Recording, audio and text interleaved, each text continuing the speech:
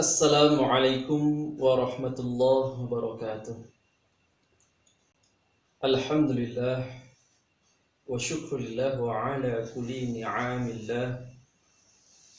Ashhadu an la ilaha illallah wahdahu la syarika lah la nabiyya ba'dah. Hadirin yang insyaallah dimuliakan oleh Allah. Pada kesempatan yang berbahagia ini kami akan mengajak thalabul ilmi dengan cara lewat media sosial online yang mudah-mudahan bisa bermanfaat untuk kita semua. Tentu semua kita mengetahui dan merasakan Ramadan tahun ini sungguh sangat berbeda dengan Ramadan sebelumnya, yang mana suasana yang begitu berbeda. Kalau di tahun-tahun yang lalu setiap manusia gegap gempita melaksanakan khususnya sholat tarawih berjamaah di masjid, di tahun ini dengan adanya Allah turunkan wabah penyakit sebagai ujian untuk orang yang bertakwa, sehingga kita berdasarkan fatwa daripada Majelis Ulama Indonesia dan anjuran daripada pemerintah negara Republik Indonesia yang kita cintai ini, agar supaya untuk bisa memutus mata rantai yang disebut COVID-19 ini dengan sholat tarawih berjamaah di rumah masing-masing, yaitu dengan keluarganya masing-masing. Saya kira itu tidak menjadi masalah bagi yang melaksanakan di masjid. Yang terpenting adalah sesuai dengan protokol pemerintah, melaksanakannya dengan tertib. Adapun yang di rumah juga mereka mengikuti apa yang telah Rasulullah laksanakan. Di awal Ramadan, Rasulullah sholat malam itu atau tarawih itu di masjid, lalu diikuti sahabat. Hari berikutnya diikuti lagi oleh para sahabat lebih banyak lagi. Hari ketiga diikuti lagi lebih banyak lagi oleh para sahabat. Lalu Rasulullah dengan kasih sayangnya di malam berikutnya tidak keluar rumah. Artinya tidak melaksanakan di masjid. Dan sahabat menanti-nanti Rasulullah, bahkan dalam satu riwayat sampai menjelang waktu subuh. Sahabat pun bertanya-tanya. Tapi apa yang dikerjakan oleh Rasulullah SAW ini adalah sebagai bentuk kasih sayang kepada umatnya. Karena Rasulullah punya kekhawatiran, andai kata diteruskan secara berjamaah, dan lalu tiba-tiba malaikat Jibril datang membawa wahyu untuk mewajibkan perintah salat tarawih ini, maka akan memberatkan umatnya. Maka itu tidak dikehendaki oleh Nabi, dan Nabi Muhammad sebagai bentuk kasih sayangnya beliau melakukannya di rumah. Artinya kalau sekarang kita melakukan salat tarawih di rumah pun kita mengamalkan hadis Nabi atau sunnah Nabi, yaitu Nabi melakukannya di rumah. Adapun tata cara kita mengikuti bagaimana imam kita masing-masing dalam urusan madhab fikih. Hadirin yang insya Allah dimuliakan oleh Allah, itu tadi sebagai muqaddimah pada acara malam hari ini, yaitu Thalabul Ilmi. Insya Allah kami akan mengupas tafsir daripada surat Al-Qadar, masuk surat Makkiyah yang terdiri daripada 5 ayat. Akan kami bacakan. A'udzubillahi minasyaitonirrajim. Bismillahirrahmanirrahim. Inna anzalnahu fi lailatul qadr. Wa ma adraka ma lailatul qadr.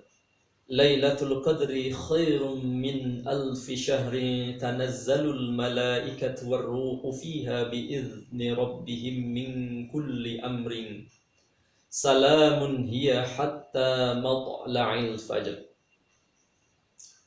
Sebagai referensi atau rujukan tafsir kita, saya mengambil kitab tafsir Usril Akhir, yang mana di sini oleh penyusun kitab memulai muqaddimah tafsir dengan ayat yang pertama, inna anzalnahu fi lailatul qadr. Ay inna Allah a'idun ila Allah anzalnahu, ma'anna Allah anzalal Qur'an fi lailatul qadr, fi lailah al-karimah, unzila jumlatan, ay Qur'anan kamilan, al-murad minal lauhil mahfuz ila sama'id dunya. Sesungguhnya Allah Subhanahu wa ta'ala telah menurunkan Al-Quran jumlatan wahidatan, satu Quran sempurna, penuh, yaitu terdiri dari 30 juz, 114 surat, 6.223 ayat menurut Imam Ibnu Katsir, 72.000 kata dan 1.025.000 huruf. Itu Allah turunkan minal lauhil mahfuz, dari lauhil mahfuz, ila sama'id dunya, ke langit dunia. Wa kana yanzilu 'ala nabi sallallahu alaihi wasallam nujuman ala hasbil hajah. Lalu dari langit dunia ini Allah turunkan wahyu berupa Al-Quran kepada Nabi Muhammad sallallahu alaihi wasallam tadrijian, secara berangsur-angsur, ala hasbil hajah, menurut kebutuhan situasi atau kebutuhan yang perlu diturunkan ayat Al-Quran disampaikan kepada umat. Maka dalam ilmu Al-Quran ada istilah sababun nuzul, sebab-sebab turunnya ayat. Karena ada satu permasalahan atau suatu pertanyaan, maka ayat Al-Quran diturunkan sebagai jawaban atas pertanyaan atau permasalahan tersebut. Saya ambil contoh, yas'alunaka anil khamri wal maisir. Mereka bertanya tentang khamr dan judi. Maka dari pertanyaan itu Allah turunkan ayat, yas'alunaka anil khamri wal maisir kul fihima itsmun kabir.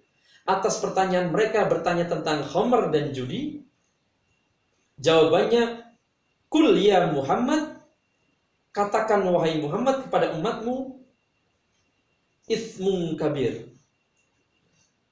fihima itsmun kabir, di dalam keduanya ada dosa besar, yaitu dosa berjudi dan khamr. Wa itsmuhuma akbaru min naf'ihima, dan dosa daripada keduanya lebih besar daripada manfaat keduanya. Meskipun ada manfaatnya daripada khamr, yaitu dalam urusan medis sebagai penghilang rasa. Hadirin yang insya Allah dimuliakan oleh Allah. Baik, kami lanjutkan. Ma'ana Al-Quran, bahwasanya Al-Quran yang turun secara berangsur-angsur, fi salasa wa isrin sanatan, dalam kurun waktu kurang lebih 23 tahun. Wa lailatul qadr minal layalil asril akhir. Adapun Lailatul Qadar adalah malam-malam 10 terakhir min syahri Ramadan, dari bulan Ramadan, alladzi unzila fihi al-Qur'an, yang mana di malam tersebut diturunkan Al-Qur'an jumlatan wahidatan, yaitu Al-Qur'an secara menyeluruh. Wa talafatil ahadits fi ta'yiniha. Adapun hadis-hadis yang menyebutkan tentang Lailatul Qadar berbeda atau berselisih dalam menentukan kapan waktunya. Baik, kita melanjutkan kepada ayat yang kedua. Wa ma adraka ma lailatul qadar. Kila sumiyat lailatul qadar li anna Allah Subhanahu wa taala qaddara fiha ma syaa min amrihi ila sanatil qabilah. Wa kila sumiyat bidzalikal azmi qadruha wa syarafuha. Tahukah engkau apa yang dimaksud Lailatul Qadar? Sebagian pendapat mengatakan dinamakan Lailatul Qadar karena Allah Subhanahu wa taala memuliakan pada malam tersebut sesuai apa yang Allah kehendaki dari urusannya, ila sanatil qabilah, sampai tahun yang akan datang. Wakila, dan dalam riwayat yang lain, perkataan yang lain, sumiyat bidzalika, dinamakan Lailatul Qadar li azimi qadriha wa syarafiha, karena begitu agung keutamaan malam tersebut dan kemuliaan malam tersebut. Ya. Lanjutannya, Lailatul Qadri khairum min alfi syahr.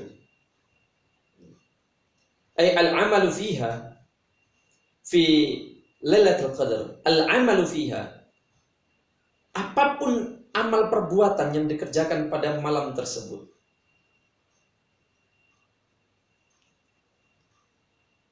fi lailatul wahidah, pada satu malam tersebut yang disebut malam Lailatul Qadar, khairum min al-amali fi alfi syahr, lebih utama atau lebih baik daripada beramal pada malam-malam yang lain selama 1000 bulan atau kurang lebih dalam kurun masa 83 tahun. Tanzilul malaikatu warruhu fiha bi'izni rabbihim min kulli amr. Tahbitu minas samawati ilal ardi. Turunlah para malaikat dan ruh-ruh para nabi. Ada pula yang menafsirkan ruh di sini adalah malaikat Jibril alaihissalam, yaitu dari langit kepada bumi, kepada dunia, yaitu pada langit dunia, min kulli amr, bi kulli amrin, salamun hiya illa salamah wa khairu kullaha, yaitu membawa keselamatan dan kebaikan atas semuanya. La syarra fiha, tidak ada kejelekan, keburukan di dalamnya. La yastati'u syaitan ay ya'mala fiha su'an. Bahkan syaitan tidak mampu untuk berbuat suatu keburukan sama sekali. Wala adza, tidak pula berbuat aniaya. Hatta matla'il fajr. Al-had, batas ketentuan malam tersebut adalah hatta matla'il fajr, sampai terbitnya waktu fajar. Ai waktu tulu'ihi, sampai terbitnya matahari. La yanqati'u tanziluhum faujan ba'da faujin ila turunil fajr. Dan turunnya malaikat ini tidak putus, berkelompok-kelompok, tidak putus, ya, sampai terbitnya matahari, yang mana mereka semua ketika ada orang meminta pada malam tersebut, malaikat-malaikat tersebut akan memohonkan ampun kepada orang yang meminta kepada Allah Subhanahu wa taala. Wallahu a'lam bissawab.